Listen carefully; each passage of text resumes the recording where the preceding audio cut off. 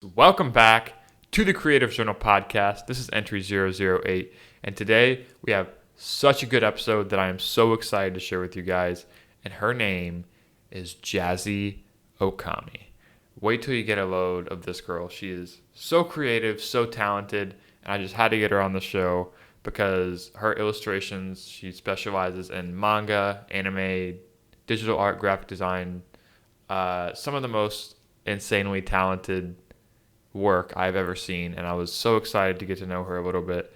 And she's just one of the most chill people, super humble, super creative, super laid back, super easy to talk to. And I certainly learned a lot, and I hope you guys do as well. So a little bit more background on Jazzy. She's an illustrator, graphic and motion designer based in Columbus, Ohio, soon to be moving to LA. So it looks like she's got a move on the books. So that's exciting. A CCAD alum.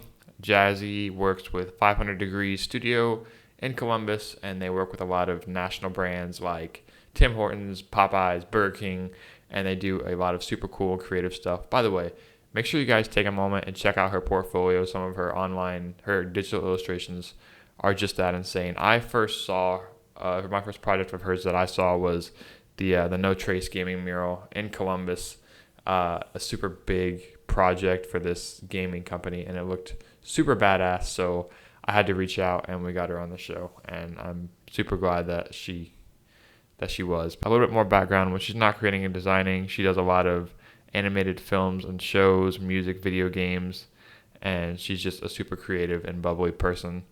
So without further ado, welcome to the Creative Journal podcast. This is entry 008. Please welcome Mrs. Jazzy Okami.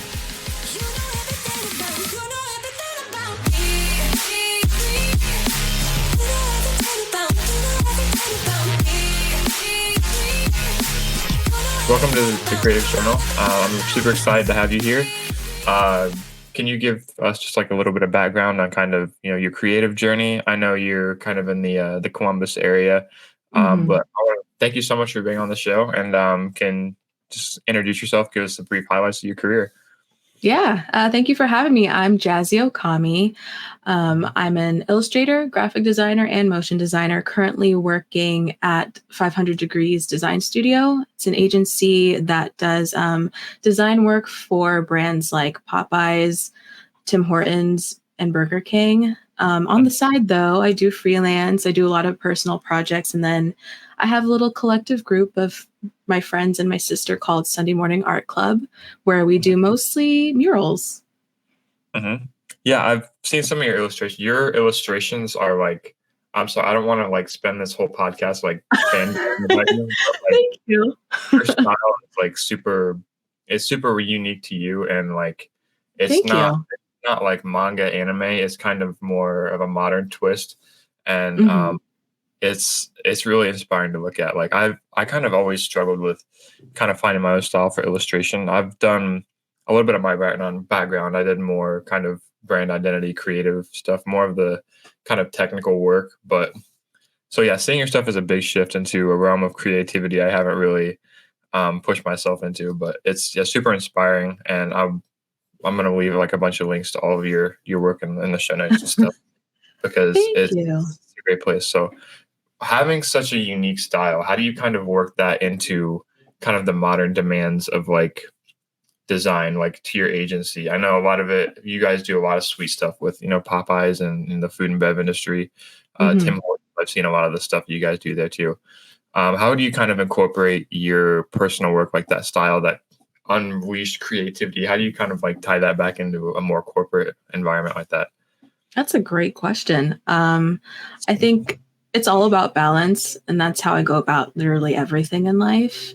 Hmm. Just adding a little bit of your own flair to something. Just, you have to, I say you should be proud of your work, but also you need to please the client at the same time. And like, you can't just like do something that's so off brand and different that it'll scare them. You kind of have to give yourself time to like wean them into like something a little bit different. And then given time, they'll be more comfortable with more, Hmm. um, more bolder things or things that aren't exactly on brand, at Yeah. least at the time. Hmm. So I think it's a lot of balancing, and it's a lot of concepting too. Concepting is like the most important thing about like the final execution. I usually have a problem with like having so many ideas and then kind of psyching myself out because I think of the final product and like I look at my paper, my tablet, and it doesn't look like that yet.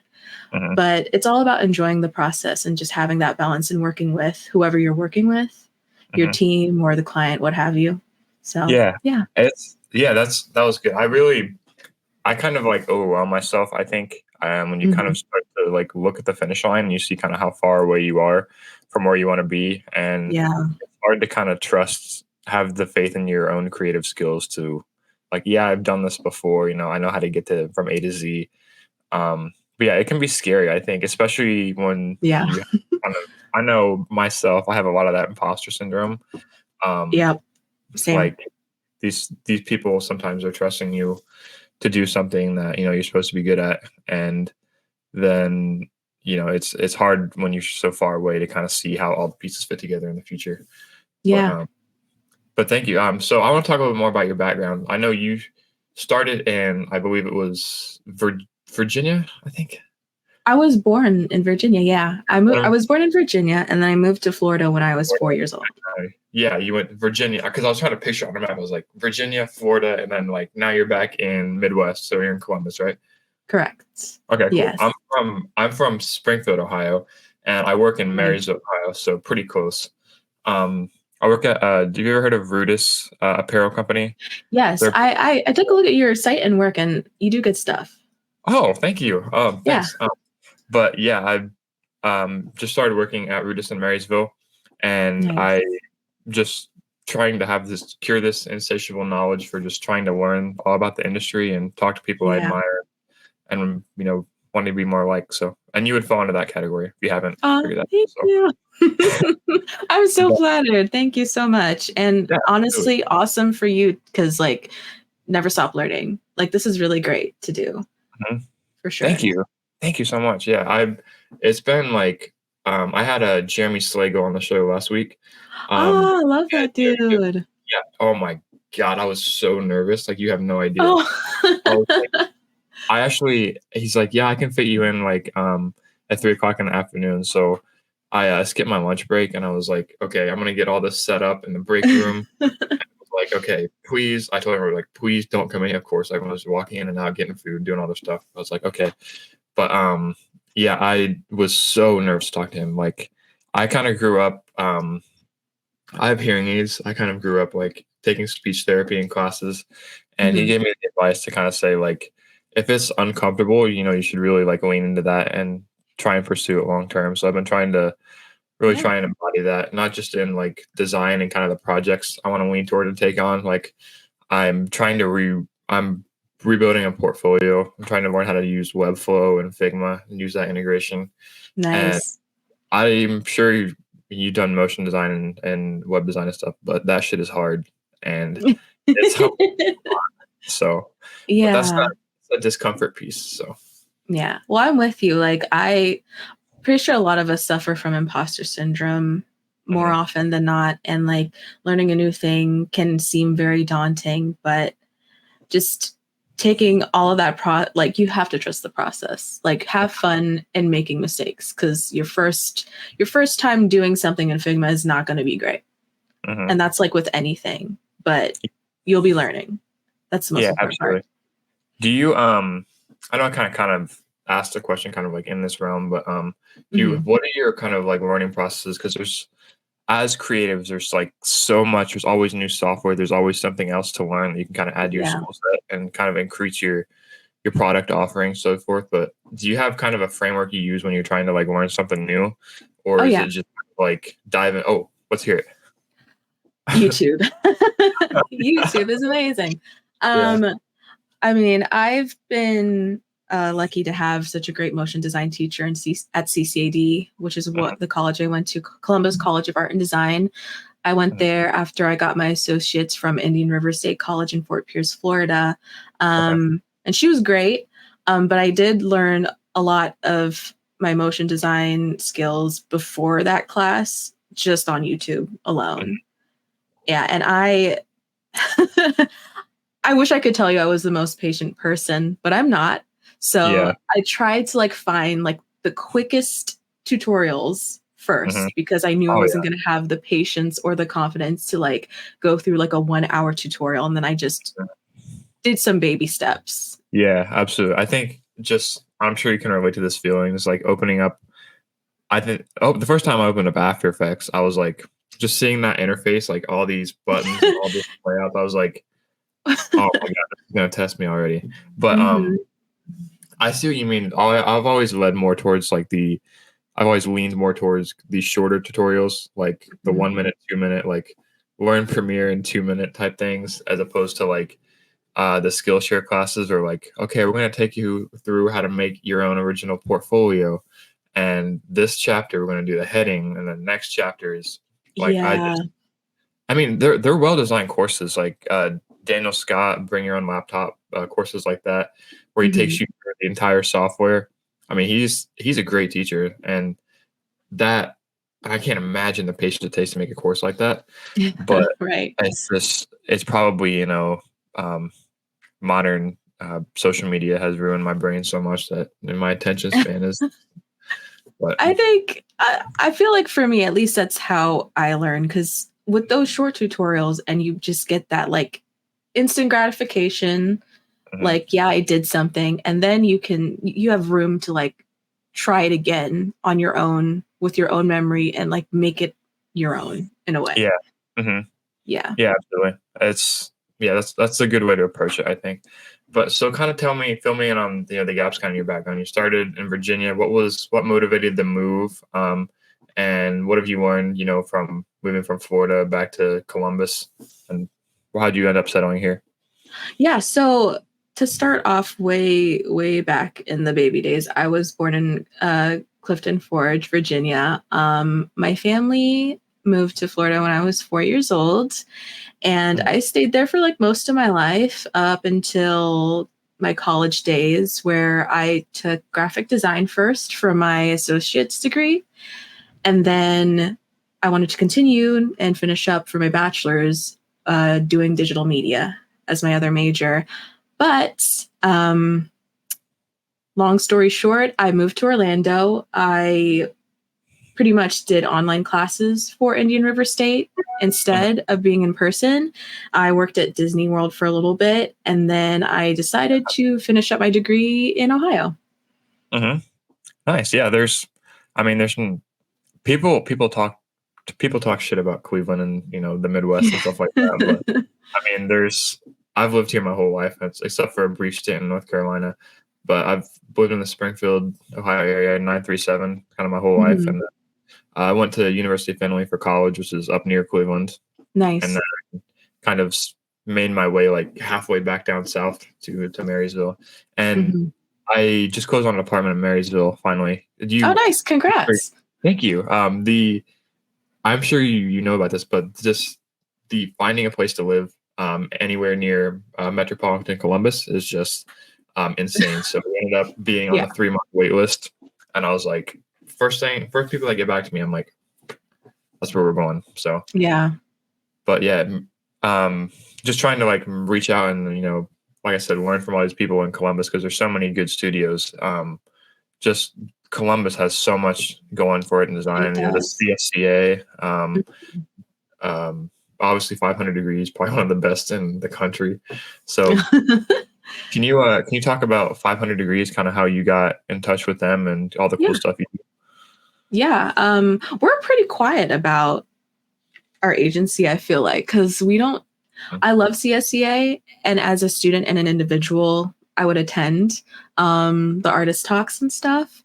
But we don't really, we're just so quiet about things, I guess. And a lot of people don't really know about us and what we do. And it's Mhm. like, it's kind of a lot.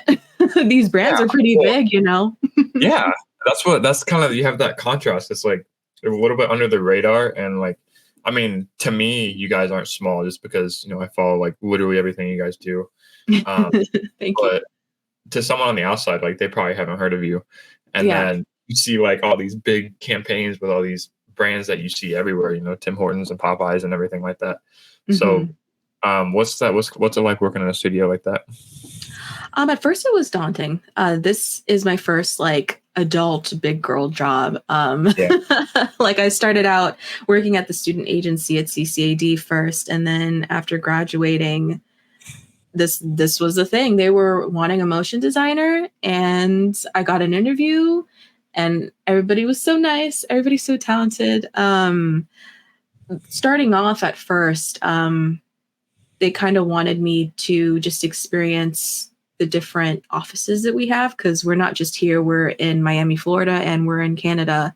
Yeah. So I kind of just got thrown into it. Like I wasn't expecting to go on like business trips like my first few months, and I was like, this is anxiety inducing, but it was really Yeah. fun. So you Got ended to up meet, going to the different yeah, wow, awesome. yeah, it's a lot. I was like, whoa, this is crazy, just jumping right into it, I guess. But yeah, it Yeah. was nice to see the different places. And since I guess I kind of mostly am from Florida since I was only just born in Virginia, but Mhm. being back in Florida was really nice. Going to Canada for the first time was really cool. Mhm. I started off working in the Tim Hortons branch of things. Mhm. Um, and then after a year, I kind of just did almost everything. And depending on who needed me, like I would do some Burger King things and then I Mhm. would do Popeyes things. So I got to like juggle the different Yeah. brands and their guidelines and stuff, which is it's really cool because like each brand has their own personality Mhm. and how they go about things. And then currently now I am a Popeyes girl, but I still Mhm. help Burger King or Tim Hortons depending on if they need me. So Yeah. Man, that's such a flex. Just like, yeah, I do Popeye. If I have time, I go to Tim Hortons and Burger King. But yeah, that's really cool. I mean, thanks. um, having such big names like that is obviously good for portfolios and websites and stuff. But when Mhm. you're actually in the nitty gritty and doing that, it's I imagine there's a lot of kind of red tape as far as what you're able to share behind the Yeah. scenes and stuff. But so cool. What's for you? What's the biggest? Do you have a different kind of approach you do? And we'll talk about kind of how you balance freelance versus agency because I know you do both, Mhm. um, which is hard as I'm learning for sure. Yeah. Get home like the commute right now. I'm living in Springfield, and commute to work is about almost an hour and a half each way. So um, Oh my yeah, gosh. I'm looking forward to moving. Let's just leave it at that. Yeah, for But sure. Oh my gosh. So yeah, yeah, super congratulations on your apartment. thank you, thank you. Yeah, it Yeah, makes it. school But used to be for me like going to school. I lived near Buckeye Lake, so the drive used to be like a 45 minute to an hour depending okay. on the traffic. So I feel your pain. Yeah, I know. It's like that sweet spot where it's like anything more than this would be just unthinkable, and then like anything less is like acceptable. So it's like the worst it Yeah. could possibly be. But yeah, I think anywhere in that hour to hour and a half is just. But how have you found a way to put systems in place for and found the energy, to do your own thing and keep that passion for it going and maintain those relationships and do all that stuff pretty successfully from the outside, it looks like. And to also kind of manage that with, the position you have at 500. Good question, because It's I'm hard, glad yeah. it looks. I'm glad it looks all put together in the outside. That's Uh, like the goal.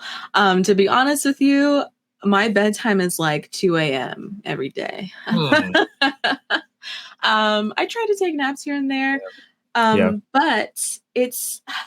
I think it's really important to separate work from like personal, and I guess freelance is kind of like in the middle, but Mhm, just because I have goals of like working in the entertainment and video game industry, it's a huge leap. It's still graphic design, but it's not food. mhm, So it's a little tough to get into, yeah. but that's kind of my happiness and that's how I treat my personal and freelance projects. So Mhm, I think it's less work. You know what I mean? right. Since Right. I love doing that the most, it's not, Mhm, I don't see it as like work.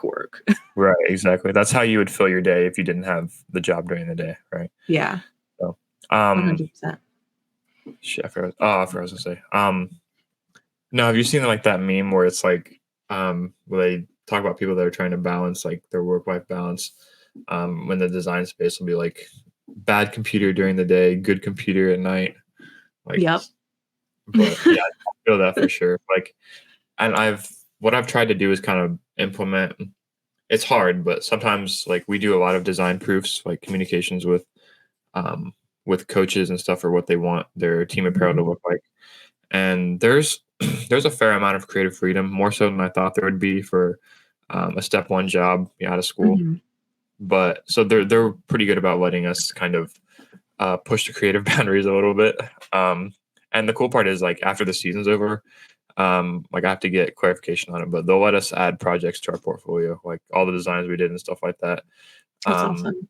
so yeah, I'm really trying to like kind of bank that up and keep that in mind like throughout the day, because it's a very busy season. Like I don't know if you know, like wrestling season is when they get super busy, so they do like 5x more business in the last 3 months of the year than they do in the first 9 months. So Mhm. we're really trying to get like processes in place to like set up the templates and stuff to get proofs going, and like communication with sales and all that stuff. So it's a really back end side of design. It's kind of it's really taught me that I want to be more in the agency side of things, not so much in the sales and apparel side of things. But Mhm. so yeah, just kind of keeping that in mind. Um, Yeah. What really helps is the crew you have and the company you keep, mhm, because I love my director at 500, Emily. I love my Popeyes crew. Like they're awesome. They're all just as talented and they do their own things outside of work as well. And just mhm. being in a place that lets you show your personality is really Yeah. nice. It's Yeah. really helpful, especially mentally. Mhm. So, Yeah, you kind of feel like you're being valued a little bit more. mhm. See that, and you'll see a lot of things like more so from family. I've heard um, that your job isn't so much what you do; it's more who you do it with, which I kind Yeah. of agree with. I think there's definitely an aspect of both in there. Um, but I can't imagine doing something with like having someone breathing down your neck or being on super tight deadlines. But Yeah. have you ever had any kind of job that kind of realigned your priorities and made you think, maybe kind of like where I'm at right now, maybe like were you thinking, okay, this is motivating me to work harder and maybe see that this isn't what I want to do. This isn't my kind of end game. I think it was Disney. Working at Disney World. I do, besides doing like part-time online classes for school, I worked two jobs. I worked at the Grand Floridian Hotel and I worked at Disney Springs, previously known as Downtown Disney, at Mhm. Ghirardelli, the chocolate factory. I was a barista there, and it was a lot. I mean, I get Yeah. overwhelmed easily. I'm autistic. I get overwhelmed really easily, and there's just a lot going on. And like Disney is such a busy place. I Mhm. lived 30 minutes away from work, but it took a lot longer to get there because of Yeah. all the Traffic. tourists and stuff. Oh my goodness, the traffic was terrible. So it was Yeah. just a big ball of anxiety every single day there. Yeah. What really helped though, like I gained the skill of like time management. I got pretty quick at like making orders and drinks, and that's Mhm. somehow helped me get faster at design Yeah. work at 500. And then just working with, just suffering together with the big crew helped a Mhm. lot too, because like you're in this together, you're in the trenches together, you don't feel so alone, and everybody has each other's back. And that's something I really value in the workplace for sure. Yeah. So It's kind I of was that. like, I could do this if I did more of what I liked. Right. Yeah. Just like imagine like I've heard, I think it was Joe Rogan said like if you're this good at something you hate, imagine if you're applying it to something that you're Hmm. good at, you have passion for, just how Yep. much more growth that could lead you to. Yeah. I think it's on all of us to kind of find that, it's failing forward a lot. It's kind of doing the wrong things and then using what you can to kind of apply that to get you on the right direction. And um I think that's really a really useful skill to have in the creative industry. So, Oh yeah. thank you for sharing that. That was awesome. Yeah, So no, I want no problem. tell me about kind of your brand. Like I know your favorite animal is the wolf, and you've kind of embodied that brand. Can you kind of talk about the inspiration, maybe to Oh yeah. where that factors in, and what your inspiration was, and kind of what led you to the creative style that you do in your freelance work? Yeah. So Okami is Japanese. That means the wolf, as you know. Uh-huh. It's also one of my favorite video games on the PS2. It's an amazing game. I think it's underrated. I think everybody should play it. It's the style is like a traditional Japanese painting. To get around the world, you have to use your tail as a brush and ink to like if you want if you want it to become day, you draw a circle in the sky and then that's the sun. If you want it to be night, you draw a moon. And if you want to slash somebody with a sword, then you have to draw a line across their Yeah, body. And that's what I I thought that yeah. was it's awesome. It's a really cool game. And you play a wolf, the goddess of the sun, Amaterasu, and it's all based on Japanese folklore. And so I'm a big video game fan. My logo came from a school project that it's an elevated version of that. I wanted to represent one, the wolf, kind of like a brushstroke, but also like a wave because I'm a Cancer. I like water. I don't know. Blue is my favorite color, and that's why that's my Yeah. brand color. And it's Mhm. cool because like this name is like close to my brand color that's shown on the screen, so Yeah. that's kind of cool. Yeah, it looks great. Yeah. Yeah, and so there's that. It's a lot of meanings, Mhm. but also the wolf can like fend for itself. There's like that lone wolf saying, but also they do well in packs. So like a lot of the time in school, I would like sit on my own, kind of like on purpose, because I Mhm. wanted to. Somehow my brain thought like if I sat alone, then I would be more available and open for people to come talk to me.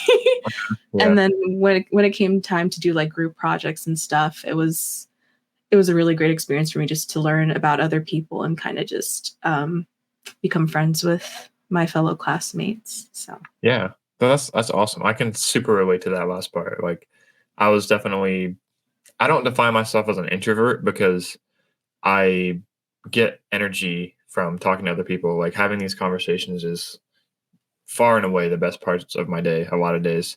But I mhm. think naturally throughout my day, if I don't keep a conscious tab on it, I find myself being really reserved. And if I go through the whole day just kind of, head down, executing, not really thinking about making the day the most of what it could be, talking to other people, and I have to consciously kind of try and make those connections. So Yeah. yeah, that's why I always like to ask people kind of about their logos and their branding, because if you ask designers, there's always there's some layers to it, as there was with you. Yeah, So it's funny because during that project, I had the toughest time because I was overthinking it. And mhm, I believe it was Full Metal Alchemist. I was watching anime while I was trying to do my homework, and I was trying to doodle this darn logo design project, and I felt like I wasn't getting anywhere. And then I just drew like a swish tail and then like a wolf head, and I'm like, oh, that's something. yeah, And that's how it came to be. And mhm, that's on not overthinking things all the time. yeah. That's how like 90%. I haven't done a ton of logos, but just getting started, I've done like 4 or 5 brand identities, and the whole time in my head, I'm thinking, I'm not getting anywhere. I'm not getting anywhere. I'm not getting anywhere. And then you make this one thing, and you're like, okay, that's kind of it right there. And Hmm. then you never really reach that point where you're like, I got this figured out, I'm good. But it's just you kind of hit that one thing that motivates you to keep going, and then you just kind of feed it. But a lot of it for me is like a lot of negative self-talk kind of throughout it. And that's kind of something I wanted to ask you about too. Do you ever kind of fall into because I know it's very common with a lot of creatives, especially young ones like Hmm. myself, they the comparison trap because there's so Oh much yeah. availability, and Yep. then because I'll be like looking at Behance or something, and like that Yeah. 14 years old kid from India or Oh something like my that, from like goodness. the most Yep. insane animation and design. I'm like, what the fuck? What am I supposed to do? But Exactly. but yeah, how do you kind of use that as inspiration rather than a sense of defeat? And how do you try and kind of balance that and just kind of deal with that thing that can be a dark hole sometimes? So how I go about how I go about it nowadays, because I do suffer that problem a lot. It's a lot less now. The older you get, the better it gets, I feel like, because you realize you're on your own path, and just not being too engulfed in social media and things like that, because everything's just so fast and you feel like you're just not that productive. But in all honesty, I hate wasting time, and doing that is such a big time waster. Yeah. And reminding yourself that is important, but also in the kindest way possible. Like, you have to be nice to yourself when you're showing yourself some tough love, because you are your worst enemy. And I've put myself down a lot, and it's mostly me that Right. does that. So just doing what makes you happy. I started The Artist's Way, which I recommend everybody do. It's a book Mhm. that has exercises that helps you with your creative process and like kind of stray away from artist block. Okay. Um, you So do it's called little the artist the, way. the Artist's Way, yeah. And you do like little activities, journal entries, and you take yourself out on artist dates, which I realized that like I don't do. Like, a lot of the time, I think ever since like COVID happened, like, you graduate, COVID happens, and you're at home and you can't go anywhere. I don't take myself out a lot. And Hmm. doing these artist dates has been great, just like going to a cafe and drawing on your own, like people watching and observing, doing little exercises like that, or going to the bookstore.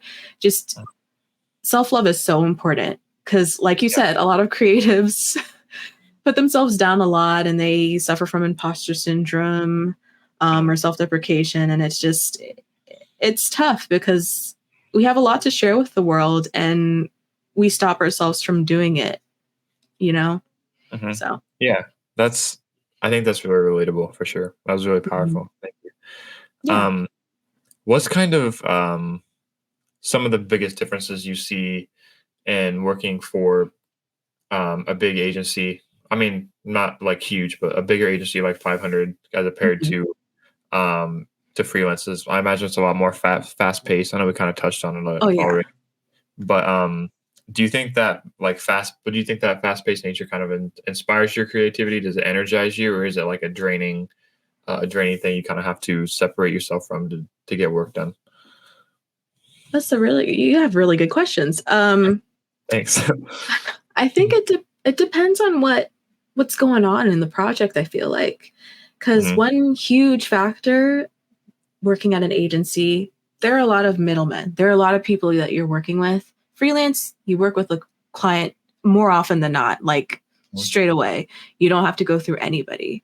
But there's at agencies, there's a process, a string of emails, doing the kickoff, setting up the brief, making sure everybody has all the layouts, all the correct sizes, doing the concept and getting the right photos, doing the photo shoot, and then retouching. There's a lot going on, and depending on if you're nailing it right away, it feels good.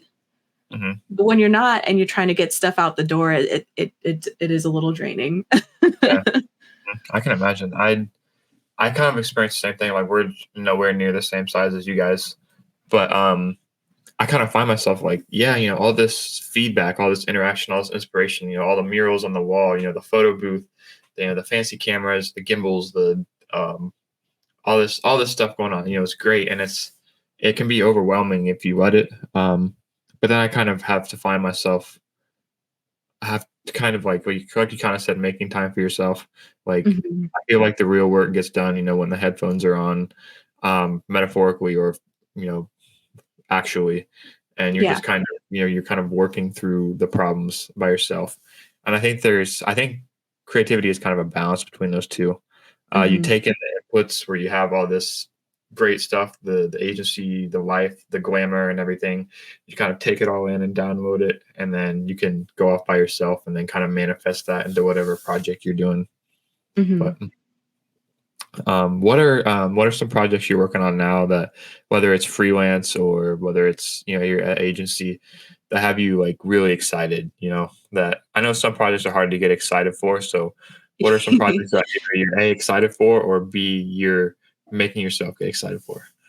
Mm. So work wise for 500, I can't say exactly what it is, but there's like a collaboration Popeyes has been working on that I'm really excited for. Are we gonna see a Travis Scott burger or something like that?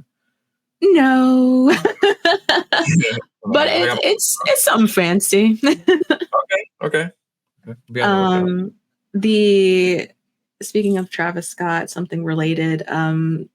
Probably one of my favorite projects to concept for was like the Megan the Stallion hottie sauce. That was really Okay. fun. Yeah, that's cool. That's cool. Yeah. But outside of that, we're currently doing a mural at the 934 gallery for the 934 Fest that happens annually. Yep. This will be our 5th year doing it. Okay. And this time around, we typically take turns with like concepting and leading. And this time it's my sister doing it. And Oh, that's cool. yeah, I'm so proud of her. She's doing great. The concept is great. It's essentially, it's not the title. It might be the title, but the gist is giving somebody their flowers. Okay. And the subject is this beautiful Black woman with an afro with florals and greenery around her and just looking very serene. And it's something original. We typically do like fan art besides the no trace one, which was really great. That was one of my favorite projects to do with SMAC in general, just because it wasn't fan art this time. We got to concept for it. We all came up with our own concepts and let the client choose which one they liked. And it was probably one of the biggest walls we've done so far. And it was something involving what we all loved, which was video games. Yeah. Yeah. I bet that was a really fulfilling project, knowing your background with video games and kind of getting to put that. That was a pretty big project. That was a lot of people involved and a big space. And that's a very different style from what I imagine doing now. Very graphic, very bright, very attention grabby for sure. Yeah. But yeah, you guys nailed that one for sure. So if the one you're doing Thank now you. is anything like that, then I think it's definitely something to be excited for sure. Yes. September 8th, I believe, is the fest. Okay. Yeah, 934 Gallery down Cleveland Avenue, basically 5 minutes away from CCAD.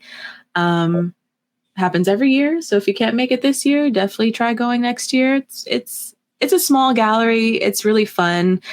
You sign up for it. A bunch of muralists from beginner, intermediate to like professional get to they get assigned a wall and then they just do whatever they want, pick their own concept and stuff. And it's the whole perimeter, the whole area. So it's like, I don't know, probably, I want to say over 20 muralists, maybe. Oh, dang. Wow. Yeah.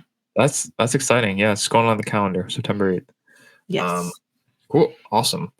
So one more thing I wanted to ask you was about your mistakes that you think, not to put you on blast or anything, but like I said, I'm trying to learn, and a lot of our audience is kind of young, aspiring creative.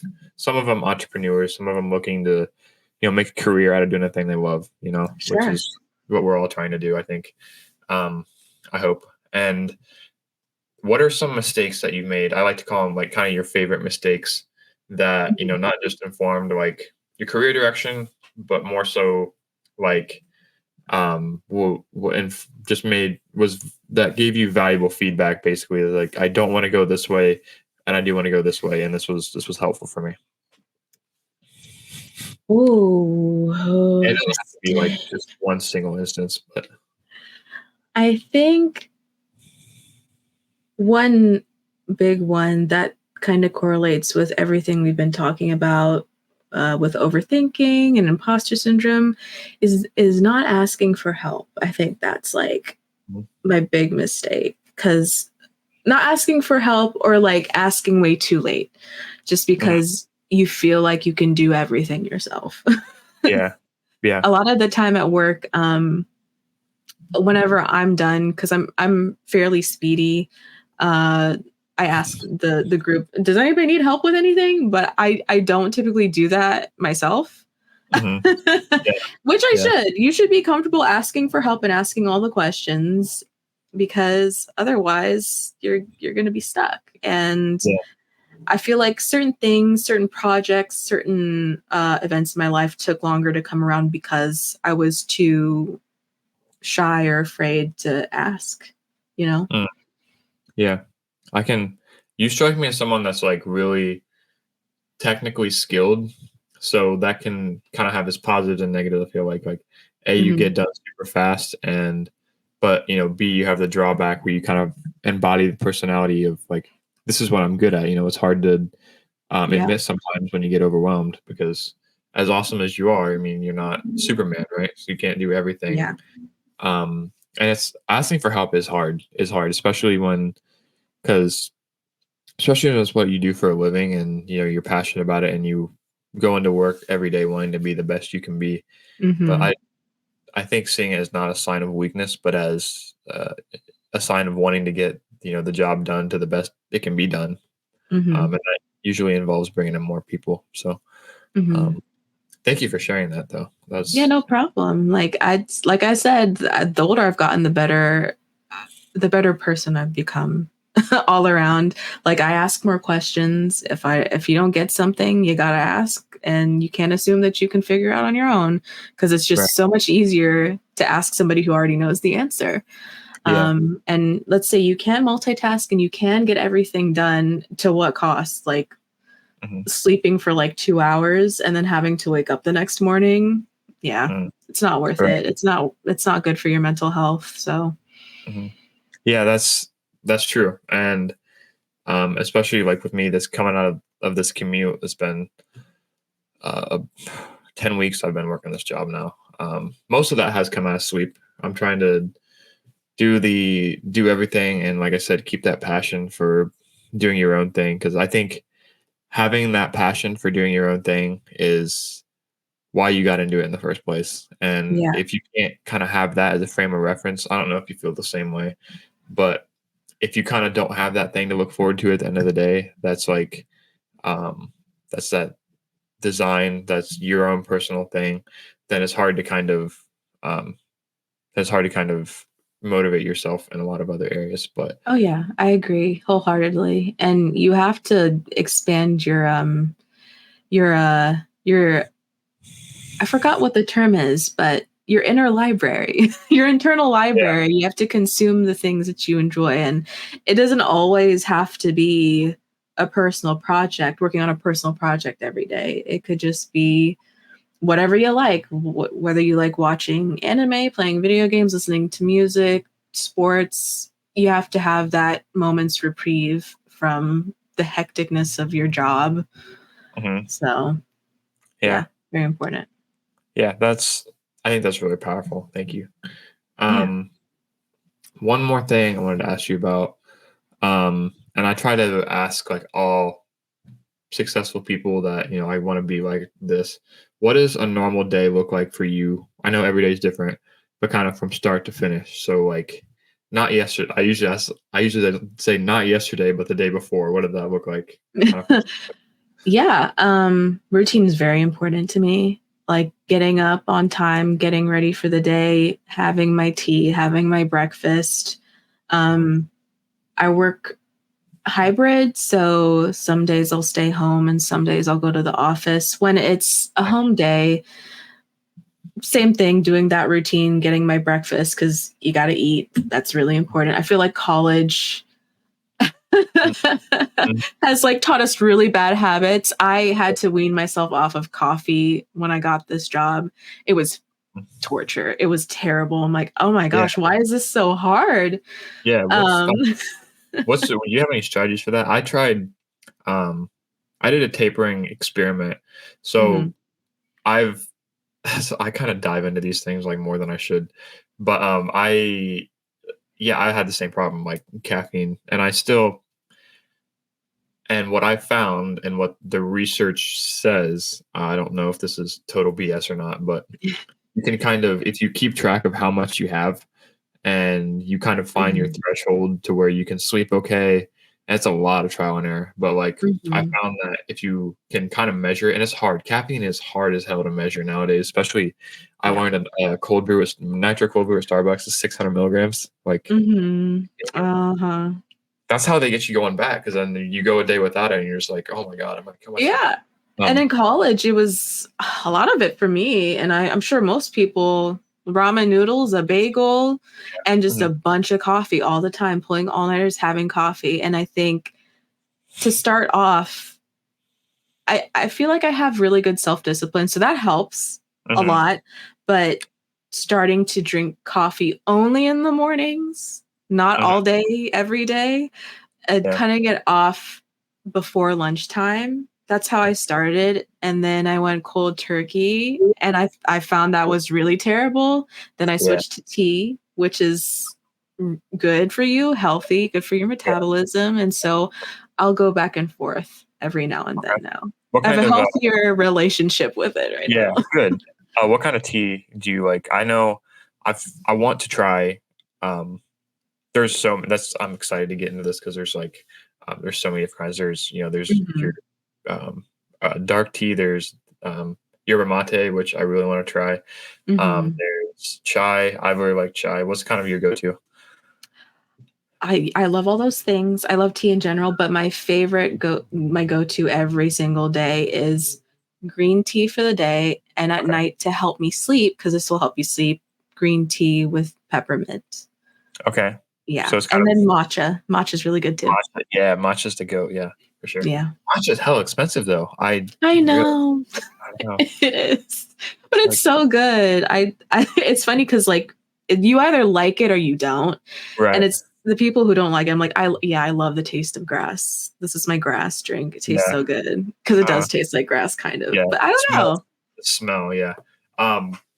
Yeah. I know. Some people they have their things, and like you can't like. It's like okay, you enjoy your grass or whatever. But so sorry, we kind of got off track there. So you Oh have no, the you're tea. good. What's next? I'll open up my laptop. I'll check my emails, make sure everything's good to go there. I'll check on my group, making sure everybody's solid, that if they need help or if my director needs anything from me. And then if I already have a project going on, then I'll just continue to do that.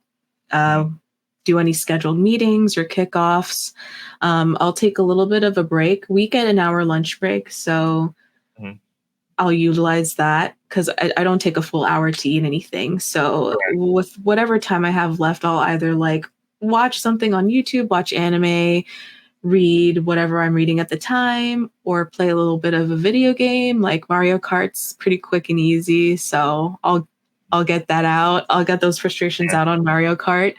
Um, then I'll continue my day, and we typically end work around 5:30. And after that, I'll either, if it's a rest day, I'll continue doing whatever I like to do besides prepare food to eat. Or if it's not a rest day, I'll go to the gym right after work. Nice. Yeah, that sounds like very balanced. I would say. Um. Yeah, it's hard. It was hard at first. I'm Yeah. not gonna lie, because I feel again, college really kind of exposes you to really bad habits. Mhm, And when you're in college, you walk a lot. mhm. Like I walked a lot, and then once college stopped, I realized I wasn't fit. I was like, Right. my stamina was just like so low without coffee. And I'm like, I Mhm, need to exercise. Like I have to like leave the house. I have to do something. And mhm. gym time is honestly, at first it was really daunting just because of people in general. Yeah. But after once you get those earphones in, it's just like it's really therapeutic, honestly, because Right. you get Absolutely. into the zone and then you just do whatever you need to do, get a sweat out, and you just feel so much better. Yeah. Absolutely. Absolutely. And it's the delayed gratification. It's so much easier to go through your day without doing something hard like that. I did personal training in college. Mhm. Trying to because my major was actually strength and conditioning, and I Oh. realized, yeah, it's total pivot there. I had Mhm. I kind of always had this misconception that design and creativity, whether or not I had done it my whole life. I always got a lot of affirmation from it. I was always, Andy's the artist. Andy draws, he journals, he does all this creative stuff. He's the creative person. Um, and I never thought that was a career. Like I was very motivated on trying to get into a health profession, something that was a little bit more stable like that, I guess was my Yeah. misconception. And then what I realized is, what you do is what you make it, right? So kind of 100%. not kind of leaning into that a little bit, getting my first job and trying to learn as much as I can and trying to follow that path. But yeah, Yeah, I there's mean, so much you can do with design. And that's something I'm with you. That's something I had to learn because my parents were like, either you're going to be a doctor or if you're going to do anything creative, you should probably be a singer or someone famous. And like, I don't really want that. yeah, I like to draw.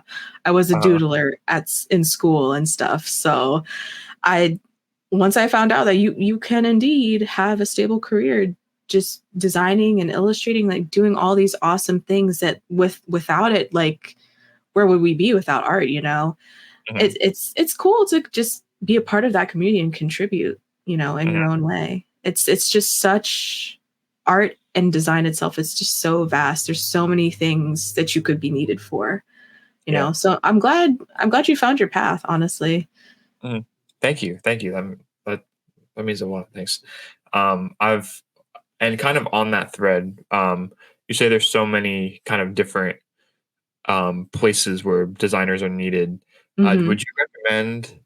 And this is kind of a debate. There's kind of two sides to this, and I can kind of see it from both ways, honestly. Hmm. What do you think is the value of finding what you're good at and focusing on that a lot, and becoming like a subject matter expert, pardon, in that thing Yeah. versus using all these vast resources, YouTube Skillshare, YouTube University, all this to become the most um, you know Swiss Army knife of creativity, so to Yeah, speak. like a jack of all trades Yeah, almost. jack of all trades, master of none type thing. Yeah. That's a really good question. Like you could ask me these questions all day, to be honest.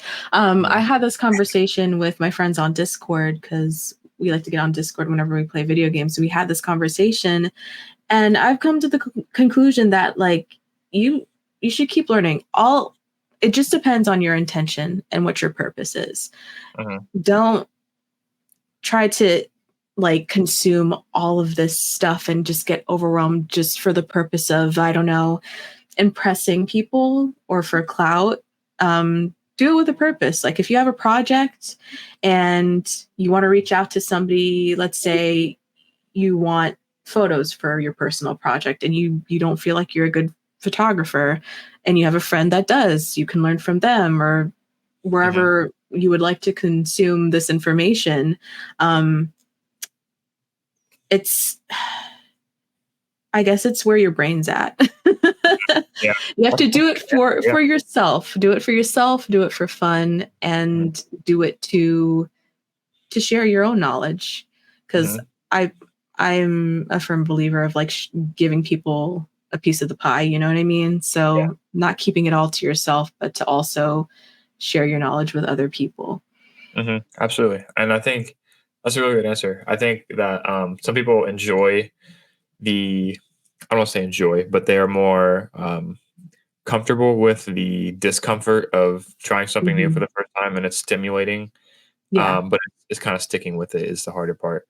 But Mhm. also, I think the biggest kind of flex is when you market yourself as one thing, like say for example, I do logo design, brand identity, and you get really good at that thing, and then you also have some other things that you are service level at that kind of are in conjunction with those things. Like, Mhm. say you make the identity, you make the logo design, you can do the mock-ups, everything like that. But then they want some actual photos, and they want to outsource. Like, oh, if you the biggest ROI is not when you market yourself as that thing, but when you have it that it can be used in conjunction with the thing that you're actually good at. And Yeah. it's kind of hard because not every project is the same in terms of what supplementary skills benefit that thing. Hmm. So, like I know I gave a really clear cut example of something like a brand identity, but that's why, yeah, I think it's kind of finding a balance of both, kind of where your head is at. I think is a good answer. Um, Yeah, because you can try to learn something just to check a box, but mhm, right, that's I feel like you're just gonna half-ass it if that's your only reason and your only purpose, just to do exactly. it. Yeah, Um, yeah, half-assing, it's not great. yeah. You have to do it with intention.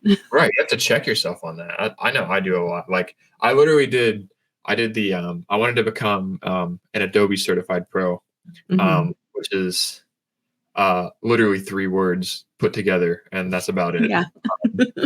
But it's cool, I added it to my resume, and I kind of had this back. I was like, okay, Photoshop is like really close to my heart. Like love Photoshop. I know how to do everything in Mhm. it. Not everything, but I know how to do Photoshop. And that's kind of a big part of my reputation, and I kind of embodied that. And I was like, okay, I kind of want to get the certification, and then just kind of like verify that to myself. And and by the way, like Adobe, their test certifications are the biggest pain in the ass. Like you have I heard. the first time they outsource their customer service, just and the help desk it was such a. I ended up It's sitting. troublesome. Oh my god, it's horrible. I don't know if you had any experience taking like tests like that, but it's the I ended up like sitting down, and basically the proctor never started the test, and that happened 3 times.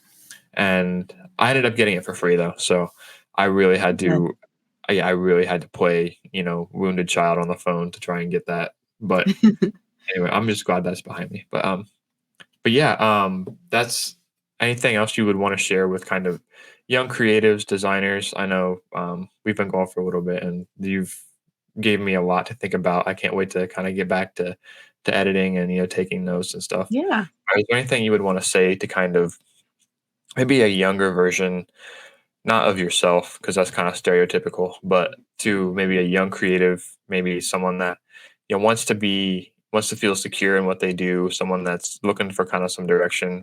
Are some practical tips that you would kind of give them to give them a sense of direction? If you see something that you like and you have just this fleeting thought of like wanting to do that thing, don't say no, probably not. Ask why not. Why Hmm. can't you? Why not? Try it Hmm. out. You never know. You never know. You might find your passion there. Um, and also, like I said, ask for help. Just consume any and all information that you can, not because you're in fight or flight mode or in desperation, but because you want to learn and you want to be the best version of yourself in any and all fronts, whether it's for your career or your health or whatever it may be. Yeah, that's wow. That's really good. Thank you. Um, Also, yeah. laugh. Laugh a lot. Don't take yourself too seriously. Like, I feel like a lot of students, and I was in this boat too, because I was a student as well. I feel like a lot of us come into like these buildings and we're like, oh, I already know this stuff. Like, feeling Hmm. that you know everything and that you're invincible. You're not. Right. Um, you got to be accountable. You got to be self aware. And I feel like once you're in that place, you learn to like yourself more and laugh at yourself more. Yeah. Well, I feel like 'Cause- I'm one of those people, like, I feel like I have the ugliest laugh in the world. So it's like, Aw. I kind of grew up like, okay, I'm going to keep this under wraps. And if sometimes something like super funny will happen and it'll slip out. And it's kind of like one of those things where everyone will notice. I'm just like, oh God, I hate myself. But Aw. I see what you mean though. Laughing is powerful, and just Oh yeah, kind of for having sure. that mindset I like to say I laugh in my head a lot. So I'm a happy person, Oh but yeah. You have your own little inside jokes and stuff. yeah, But yeah, it's really important. I always hated I hate my voice in general, but like I always hated my laugh. But yeah, yeah, you grow to like it a little bit more once yeah. you get older and more comfortable. And sometimes you'll not sometimes, a lot of the time, especially if you're like a young creative going through school, working a job that you do not want to work, but you have to get the bills paid in order to get to the place where you want to be and reach your goals, you're going to Yeah. be doing a lot of things that you don't want to do. Yeah. And either you sulk or you laugh. You try to Right. find a laugh in it, and I've suffered from depression. I've been in like really dark times in my life, but laughter is really what gets you through. And sometimes it could be the most stupid thing ever. But if it's funny to you and it helps you get through the day, I think that's really something special. Awesome. That's a great lesson. That's going to be the title of the podcast. Power of laughter right there. That's a good one. Yeah, Right 100%. well, Jazzy, thank you so much for your time today. Seriously, I learned a lot, and I think you added a lot of value for anyone looking for a sense of direction. And being a young creative isn't easy, and I think you helped us out a lot today. But where can people go if they want to learn more about your work, anything you do? I'll see all your awesome creativity and designs and stuff like that led me to you in the first place. Yeah, thank you for having me again. Like, I'm very I'm a very thankful person, I guess. I say thank you a lot. I think this is like the fourth time I told you thank you for having me. Oh, But thank you for having me for the fifth time. thank you. you know. And I would love to come do this again. This is like I've done like live talks before with people. I've never done a podcast before. Okay. So I would love to do it again. Yeah, I kind of get that a lot because I know designer. It's kind of I'm kind of trying to reach out to designers and get this because this is something that like this is something that I feel like I would listen to when I'm Mhm.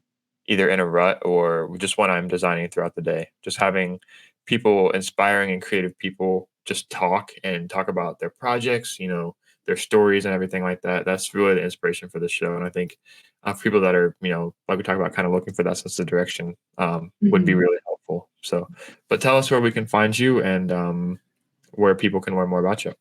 Yeah. My website is jazzyokami.com. That's JAZZYOKAMI.com. I'm on Instagram as well, jazzy_okami. I also have a gaming Instagram that I barely post on, but I like to live stream every once in a while on Twitch if you want to find me there. And I'm also on TikTok a lot. So same thing, Jazzy Okami. Yeah. Thank you for having me again. Yeah.